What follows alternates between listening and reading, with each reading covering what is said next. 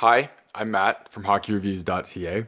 This is the next video in the hockey jersey playlist and series. This one is about replica jersey customization and my problems with it, or how it's really hard to follow. Now, this is the condensed version. Please watch the full version to get more details. I'm not going to do up-close shots on this. I'm going to tell you about it. Take my word for it. I'll do a quick thing on it. So first, we are going to start with the Flyers Winter Classic, which was in 2012. This is a made in Canada replica jersey because back then they were made in Canada. So this jersey has felt numbers, double layer, so pretty pro. The black layer is sewed onto the cream layer, which is just like the professional ones. The nameplate is, I'm pretty sure, exactly done correctly, with the letters being sewn on to the nameplate itself, and they're all felt as well, and they are very nice. So this jersey has pretty decent customization, but it's not actually sewn onto the back. Now it's just the black stitching you can see through. There's no actual stitching there. So all this stitching around here is all fake. It doesn't actually go to the edge. Can I show you? Well, hopefully you see that. And on the inside, the nameplate is not stitched on. As you can see, that's perfectly smooth and it doesn't go to the edge. So that's the first jersey we're looking at, which again, this was 2012 and the numbers are pro numbers, dual layer, not stitched onto the jersey, but stitched on themselves. Nameplate is not stitched on jersey, stitched on, the letters are stitched on the nameplate, and the numbers and the nameplate is glued onto the jersey. All right, next one.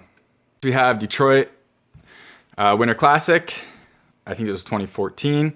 Now, I almost bought a Leafs one to do part of this video on, but the Leafs one didn't have the swirl stitching in here, which wasn't how the pro one does, so I didn't want it.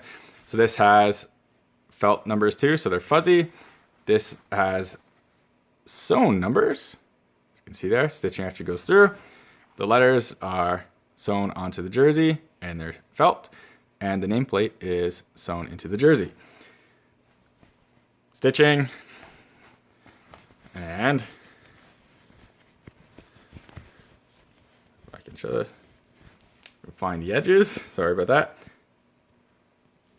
Stitching right there. It's hard to see because it's red, but it's there, right there.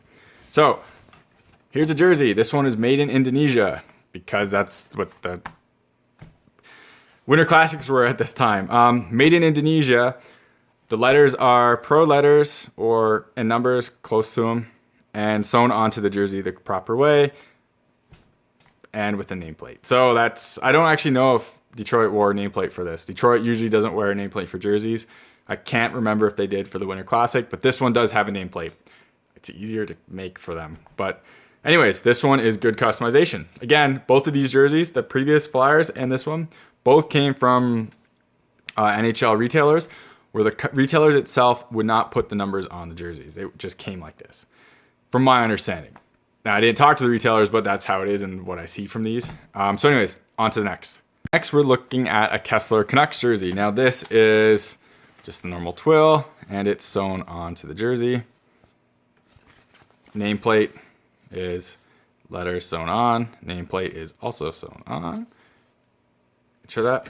And on the inside. So this one is pretty good customization. Now, when I bought this jersey, I was also looking at a Yakupov jersey. They're stitching on the nameplate.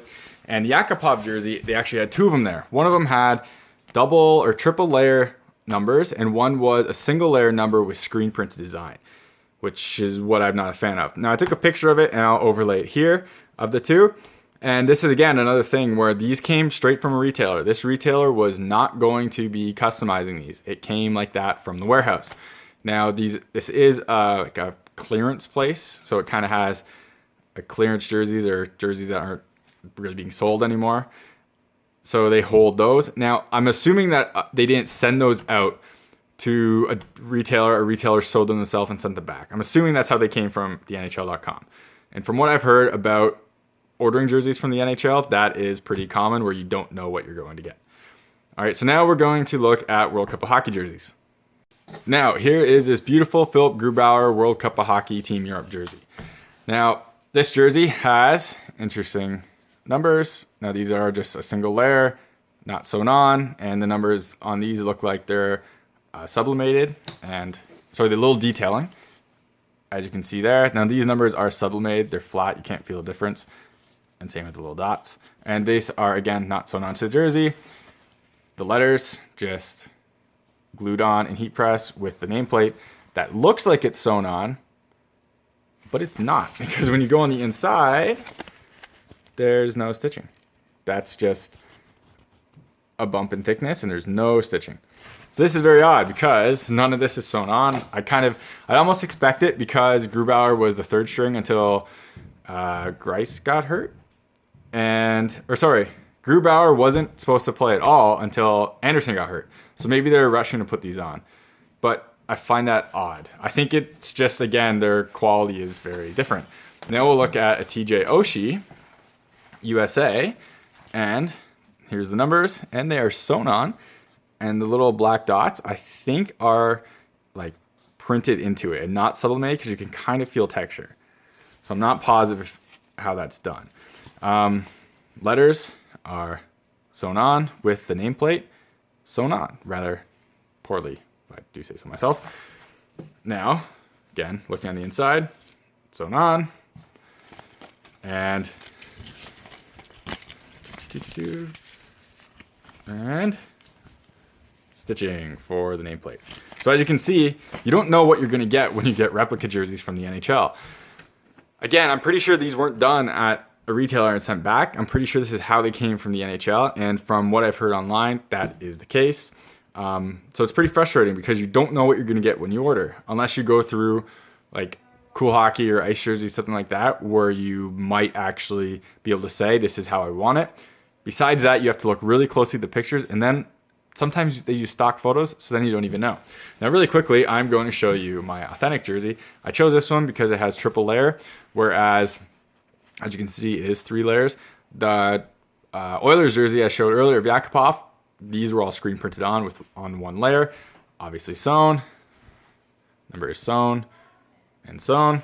And we look at the back, and there, that teal is the numbers, and that eggplant right there is the nameplate.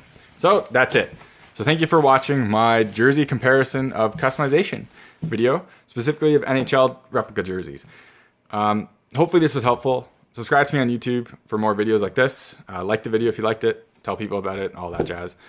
Check out my description in here for my Twitter and my Instagram. I promote stuff all the time in terms of contests you can win. Not for me. Maybe that'll help. Also, just it helps me grab more stuff like this so I can do more videos for everyone else. So again, hopefully this was helpful. The next video is authentic versus replica Adidas jerseys. So look out for that one. Thank you very much, and take it easy.